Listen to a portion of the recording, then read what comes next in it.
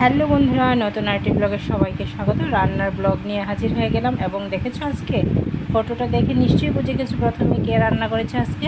হ্যাঁ, তোমাদের চান রান্না করেছে। এখন রান্নার দিকে মনোযোগ হয়েছে, রান্না করতে যায়, এটা ওটা করতে যায়। দেখো, আমি ওই দিন গত সোমবার দিন যেহেতু আমাদের নিরামিষ, রাত্রেবেলা আমি বেগুনি কুমড়ি কেটেছিলাম করবো ভেবে, ও এখন গিয়েছে করতে। দেখো এখন দেখো বেগুনিটা তুলে ফেলেছে, দেখেছো? এখন কুমড়টা দিচ্ছে বেসনে ভিজিয়ে। এই দেখো দিয়ে দেবে, এই দেখো, দিয়ে দিয়েছে, দেখেছো?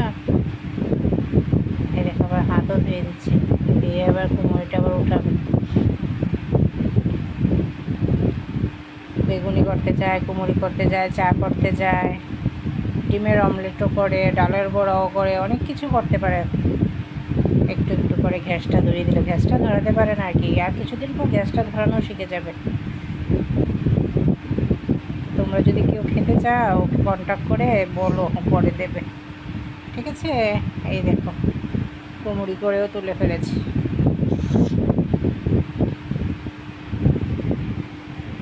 হ্যাঁ, মেয়েদের তো এটা করতেই হয়, তাই না? রান্না বান্না শিখতে হয়, ছোটোবেলা থেকেই করা উচিত আস্তে আস্তে। ওকে বন্ধুরা, বাই বাই, সবাই ভালো থেকো, সুস্থ থেকো।